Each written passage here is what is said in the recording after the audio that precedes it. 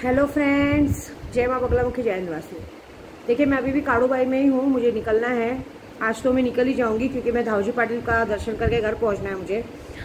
मैं जस्ट ये वीडियो नहीं बनाने वाली थी, लेकिन मैं इसलिए बना रही हूँ कि जस्ट मैंने अभी देखा न्यूज़ में, ऐसी न्यूज़ देख रहे थे तो अचानक से पता चला है कि फिर से कोरोना आ रहा है, चौथी लहर आ रही है और फिर से लॉकडाउन जैसा करने को। मेरे को ये समझ में नहीं आता ये बात सबकी, चाहे कोई भी हो भाई, किसी को बुरा लगे तो दिल से माफ़ी, कि ऐसा क्यों होता है कि जनवरी फरवरी ठंडी का मौसम रहता है, जैसे ही मार्च आने वाला रहता है तो फिर से कोरोना के नाम पे लॉकडाउन करना, ये ढोना। 2 साल में ऑलरेडी सबकी कमर टूट गई है।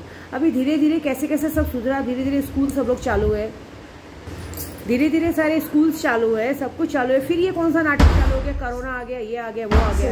ये गलत बात है, क्योंकि मेरे हिसाब से जितना पूजा पाठ हम करते हैं, पूजा पाठ के हिसाब से हमें तो कहीं कोरोना की लहर दिखी नहीं रही है। और दूसरी बात, अब ये बात ऐसी हो गई है कि अब ये शासकीय, मतलब कहते हैं ना, राजनीतिक मामला समझो या कुछ सोचो, क्योंकि मैं तो ये राजनीतिक मामला ही समझूंगी। तो मैं तो यही कहूंगी पूरे देशवासियों से, देखो हर एक को बोलने का हक होता है। बुखार, सर्दी, खांसी ठंडी में नॉर्मल बात है। ये ठंडी का मौसम चल रहा है, ठंडी के मौसम में बुखार, सर्दी, खांसी नॉर्मल बात है। लेकिन मैं आप सबको यही कहूंगी कि हो सके, मैं ये नहीं बोलूंगी कि मैं अपना धंधा डालूंगी कि मेरे से कोई शक्ति लो या करो, बिल्कुल नहीं बोलूंगी मैं। अगले महीने गुप्त नवरात्रि शुरू हो रही है। कामाख्या में इतनी बड़ी 10 महाविद्या शुरू करके बगलामुखी का 11 लाख जप हुआ है, तो उसके हिसाब से हमें जहां तक मालूम है कि आने वाले 20-25 सालों तक कोरोना छोड़ो और भी कोई बीमारी हमारे देश में प्रवेश कर ही नहीं सकती। लेकिन मुझे अपने सुल्तान जिन पे पूरा भरोसा है। आप लिख के लीजिएगा, अगर यहाँ पे लॉकडाउन जैसी बात आई तो आप देख लीजिएगा, जिस दिन भी लॉकडाउन जैसी बात आएगी कि लॉकडाउन में ऐसा कुछ बंद करने वाले, उसी दिन सुल्तान जिन यहाँ पे बारिश करेगा। बारिश तो होगी क्योंकि सुल्तान जिन पूरी तरह से एक्टिव हो गया है, ये बात याद रखिए। मैं ये बात बताऊंगी आपको, सच बोलूँ ना, सुल्तान जिन ने जो 3-3.5 हज़ार करोड़ का पैसा हाजिर किया है, वो हाजिर पूरी तरह से दिखने को जो मैं अगले महीने अजमेर में करने वाली हूँ। आप यकीन नहीं मानोगे, इस वक्त बोली चल रही है, क्योंकि जिसके यहाँ हमको हाजिर करना था उन्होंने एंड टाइम पे पीछे हट गए। अब वहाँ के तो जो पैसे चले गए, लेकिन ऑलरेडी मुझे आज की तारीख में, झूठ नहीं बोलूँगी, आज की तारीख में बोली लग रही है, क्योंकि सबको मालूम है ये काम अच्छा हुआ है, तो सब बोली लगा रहे कि मैम हम आपको 25-30 लाख, 40 लाख, 50 लाख जो देते आप हमको, आप हम हमारे पास मत आइए ना, हम आपको बुलाएंगे कहीं, आप जहाँ भी हाजिर कीजिए, आप हमको बताइए, अगले महीने हाजिर के लिए होली में हाजिर कीजिए, हम आपको करवा के देंगे। ऐसी बात हो गई।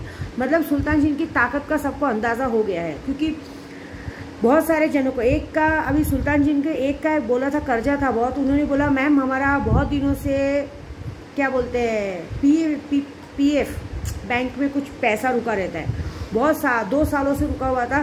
बोलते आपने बोला सुल्तान जिन का शक्ति लो, आवाहन करो, हमने आपसे दिवाली के पहले ली थी, लेकिन हमने आपको बताया नहीं था। जब आपने उस दिन अमावस्या की रात को कहा तो हमने भी उसको आवाहन किया, अगरबत्ती लगाया, तो उसने, आप यकीन नहीं मानेंगे, अभी कल की बात है, कल का ही उसे PF पास हो गया है। उसे कम से कम नहीं कुछ तो 5.5 लाख का फ़ायदा हुआ, जिससे उसने बोलता है कि मेरा 3.5 लाख का कर्जा था, ख़त्म हो गया। और माँ अभी आप फरवरी में कितना 14 की 15, हाँ 15 फरवरी को आप आइए।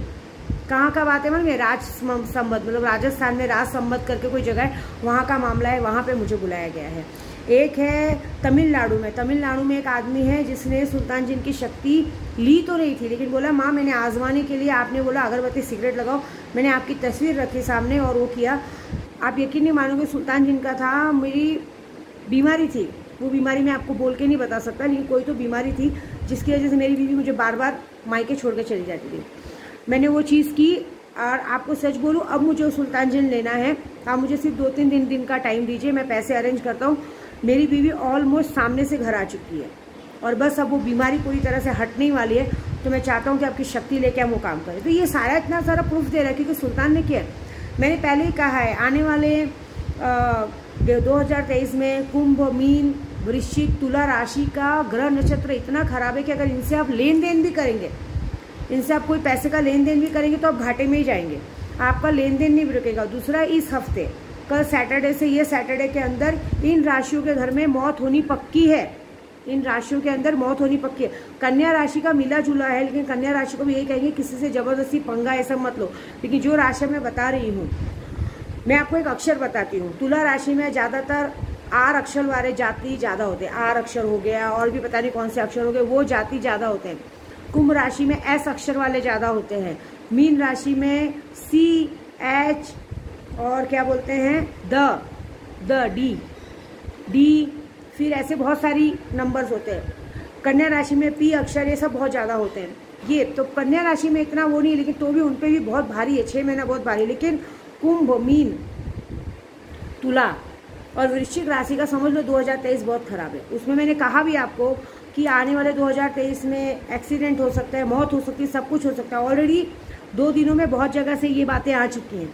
ऐसी बात है, मैं ऐसे झूठ नहीं बोलूँगी, ये चीज़ें होती हैं। मैंने क्या कहा था, अमावस को 7:15 से जैसी राहु ने शनि में प्रवेश किया, वैसे मैं आपको झूठ नहीं बोलूँगी। मेरे एक पहचान वाले हैं, उनका अक्षर भी आर से ही आता है। परसों की बात है, अमावस्या के दूसरे दिन की बात है। अमावस्या कब थी? 23 तारीख को थी, नहीं 22 तारीख को थी, सॉरी। अमावस्या 22 तारीख को 7:15 से शुरू हुई और 23 तारीख को हमने जाके सब जगह, पता है आपको, माता जी का दर्शन किया। शाम को जब मैं मसोबा से बाहर अपने होटल में पहुंची, तभी जस्ट मुझे पता चला कि सामने वाले का पिताजी, अचानक से कैंसर था और सामने वाले का पिताजी गुजर गया, जो कि कोई आशंका नहीं था। ये ग्रहों का प्रभाव है, ये होना था। उसकी राशि तुला राशि थी। ये जो लिखा है वो होगा, उसको बदल नहीं सकते। लेकिन ये जो अभी नया ये आया है ना कोरोना, मैं आपको एक बात बताती हूँ।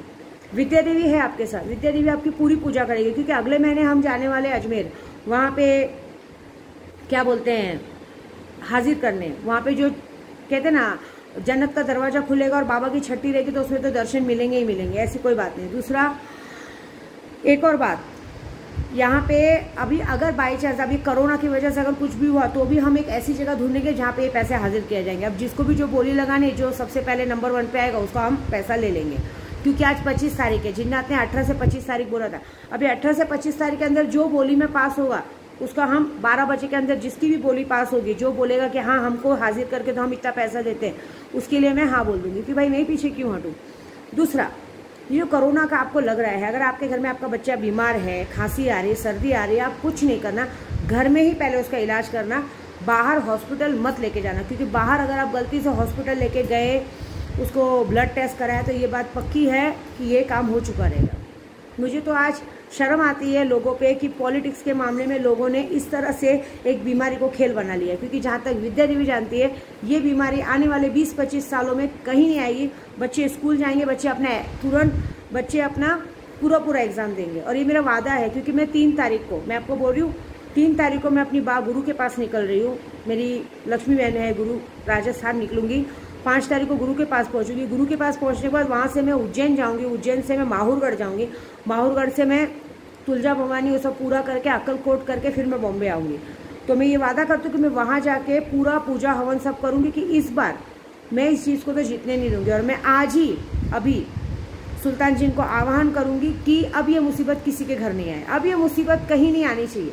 क्योंकि हमने, और मुझे अपनी माँ बगलामुखी पे, मेरी कामाख्या पे पूरा भरोसा है। क्योंकि जब 11 लाख जप होता है और हवन होता है ना, तो बगलामुखी का ऐसा है कि अच्छे दुश्मन तर जाते हैं। तो कोरोना कौन सी चीज़ है ना, अब मैं लॉकडाउन लगने दूंगी और ना मैं ये करने दूंगा। दूसरी बात, अब पब्लिक 2 साल 1 साल भले आप घर में बंद रख सके, अब कोई पब्लिक नहीं रहेगी, क्योंकि सबको भूख प्यास लगती है, कोई घर में नहीं रहेगा, ऐसी बात है। कृपया आप, मैं सबको यही कहूँगी, चाहे जो भी हो, कि अगर आपको लगता है कि ऐसा थोड़ा बीमारी लग रहा है, तो आप दूरी बना के रखिए। लेकिन इस तरह से महाराष्ट्र, मुंबई स्कूल बंद करने की कोई ज़रूरत नहीं, ये गलती मत कीजिए, पब्लिक नहीं सुनेगी। और दूसरी बात, विद्या देवी साथ में, विद्या देवी ऐसा कुछ भी नहीं होने देगी, क्योंकि मुझे अपने पूजा पे, पाठ पे, अपनी शक्तियों पे अपने से ज़्यादा भरोसा है। क्योंकि मैं जानती हूँ, अगर मुझे कोई उल्टा भी बोल देता ना, तो शक्तियाँ उनकी बैंड बजा देती, ये बात है ना। मैं किसी की मौत होने दूंगी ना कुछ होने दूंगी। इस हफ्ते के अंदर जो कहा गया है, ये बड़ा प्रभाव है। मैं अभी भी कह रही हूँ, अगर इन राशियाँ, जिनकी राशियाँ वृश्चिक है, मीन है, कुंभ है, तुला है, अगर वो राशियाँ वाले चाहें, तो अभी भी मैं कह रही हूँ कि अपने घर में आने वाले संकट से बचाओ।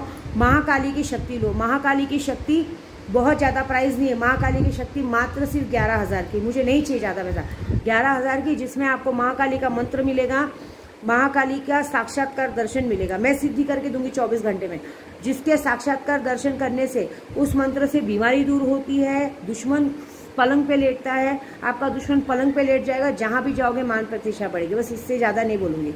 बाकी इस मामले को आप टेंशन मत लो, इधर विद्या देवी है आपके साथ। जय माता दी।